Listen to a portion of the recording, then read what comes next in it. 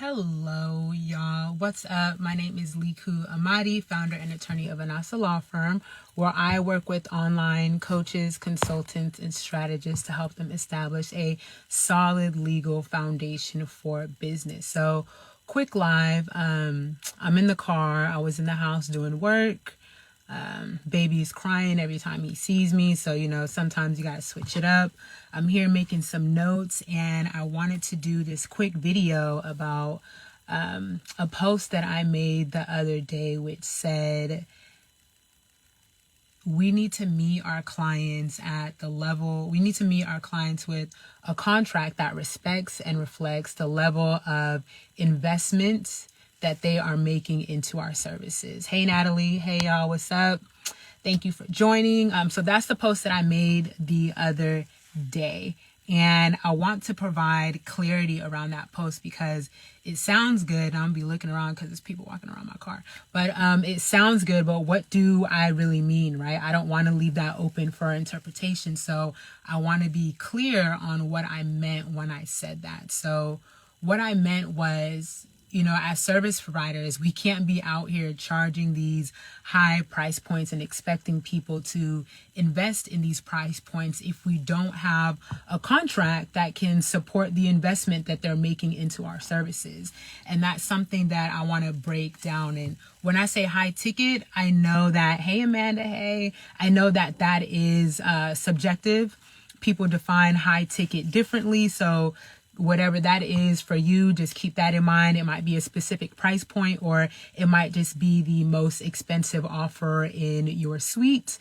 So that's whatever high ticket means for you, keep that meaning. The point is that if you have a high ticket offer, everything else is also high ticket, right? Or it needs to reflect the high ticket element, including, of course, contracts. And I was thinking about it this way. So y'all get massages, right? Give me a heart, a like, or something. If you get massages, they are amazing. And let's say you have a membership or like a subscription to a massage place, right? A business. So let's say $250 a month. You go in, you get a 90-minute massage. They give you a robe that you can wear. Let's say like a cup of water, right? Got some little incense and candle burning in your room. You get your massage and you go about your way until the next month, right? Now let's say you're paying $2,500 a month for a massage or some type of self-care service, right? When you're paying that $2,500 a month for those self-care services versus like that $250 a month for that 90-minute massage, you're going to expect way more just because of the price point, right? You're going to be looking at, what do I get? How are they going to be treating me? If I want to no longer continue, right? Like, how is that going to work out? What level of customer service do they have? Like, you're going to have a lot more scrutiny, a lot more questions. You're going to make sure you get what's worth, what you're worth. You get your money's worth.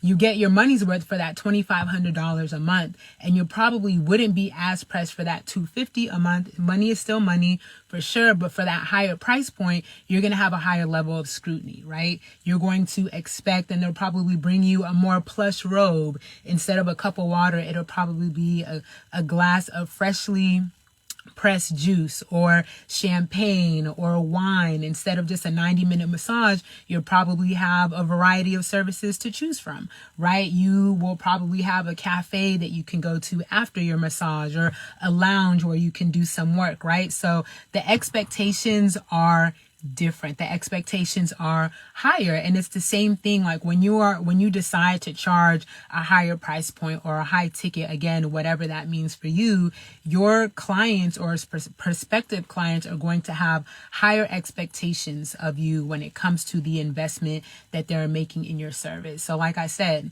scrutiny levels are going to be higher because, number one, they're going to expect that your services have heightened clarity.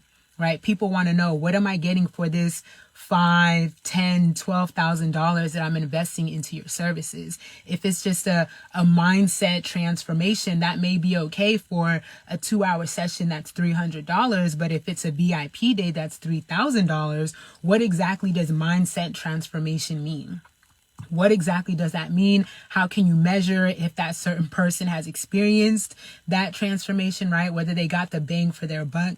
There needs to be clarity in what you are doing for people. Because what happens is when people are not satisfied, or when they're questioning the services that you're providing them, when it's not working out for their business, they're going to go back and look and say, this person promised me X, Y, and Z results after doing, A, B, C, or fulfilling these requirements, right? So you want to be really, really specific about what you're doing for the person, how you're doing it for the person, and managing their expectations. Like, what should those outcomes be, right?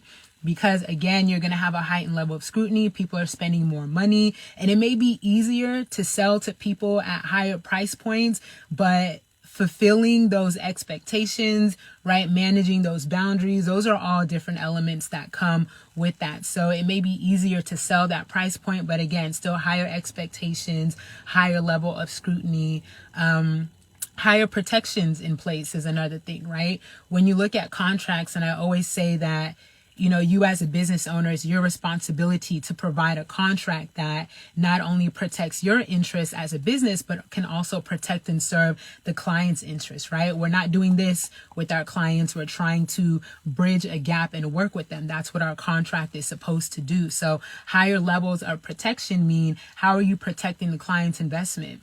Those thousands of dollars that they're paying you to receive the result, the transformation, or the service, right? What payment policies do you have in place? What refund policies do you have in place? What review policies do you have in place? What client duties do you have in place? So they're aware of exactly what they need to do, what their responsibilities are when it comes to working with you, right?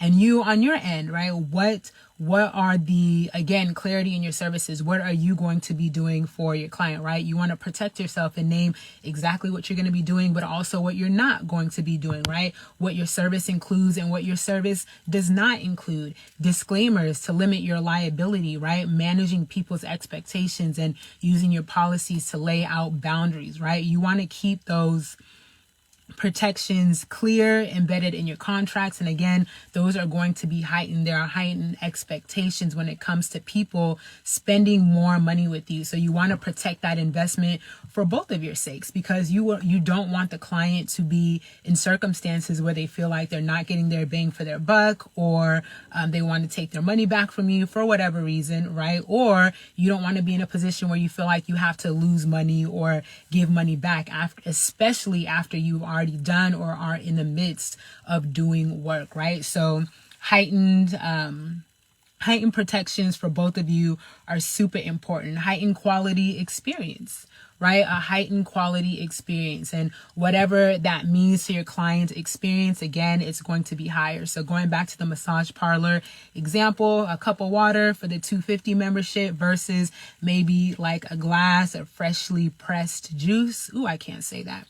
Freshly pressed juice, and the plush robe and the slippers and the eye mask and, a private concierge, whatever that is, right? You want a higher quality service. So in terms of business, that might mean your systems, your level of communication, the clarity in which you break down the process, right? You want things to be easier, and things should be easier if people are spending double, triple the money to work with you than it usually takes to work with you, right? So heightened quality experience. Like, what does that mean? What policies and parameters, and again, boundaries do you have to have in place in order to facilitate that?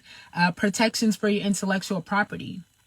Super important, because my assumption is that, you have a signature service or framework or course or that staple thing in your service suite that is that high ticket offer. And that means that you've exercised your intellectual property to the extent where it's like, okay, whatever this area of business is, I got this. This is my bag. Like, this is how I do it. This is my secret sauce. And you continue to put it out there. The more people want to work with you, the demand is higher. So what levels of protection, right? The heightened protection, what kind of protection do you have in place to protect those frameworks or those slogans or those course names or that content, and prevent people from, copying your content or just putting it out there, and letting other people, use it in a different manner that you did not intend, right? So heightened levels of protection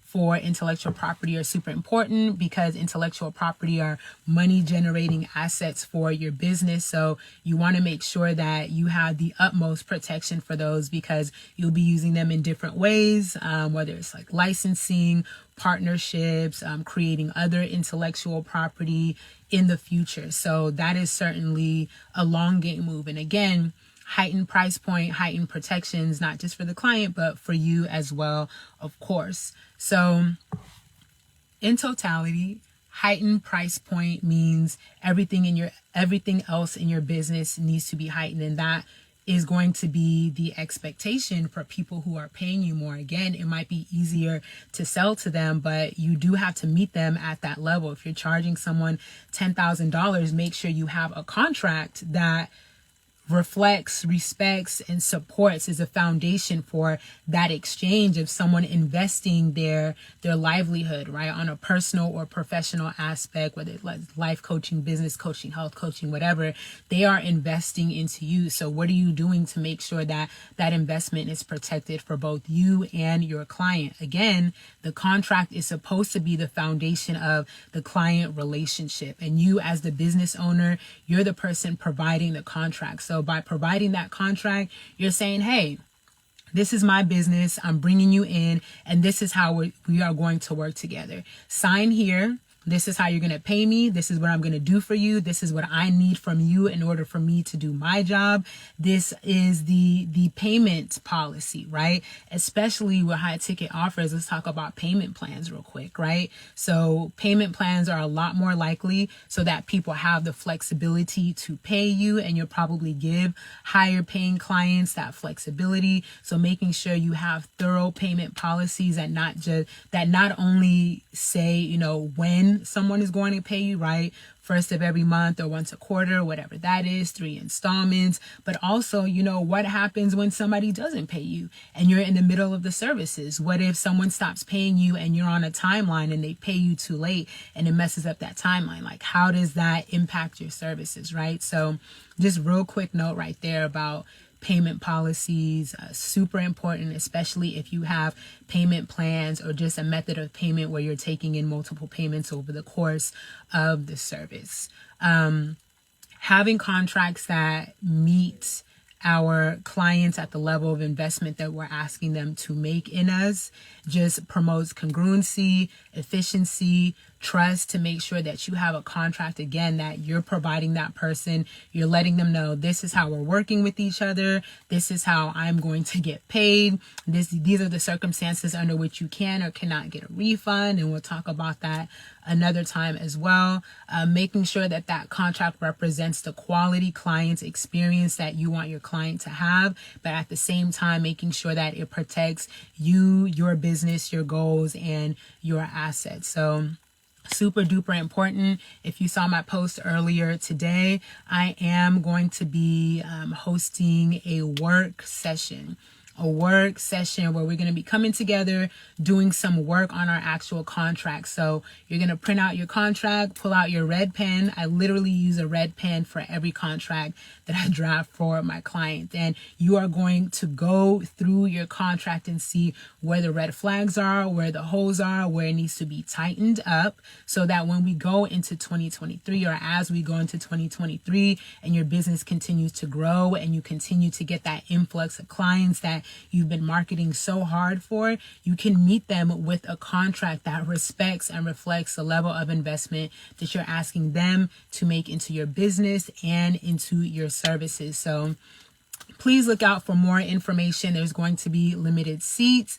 I will be giving more of that and posting the link pretty sure this week. Hold me accountable. This video is going to hold me accountable because I don't like to put stuff out there and then not follow through.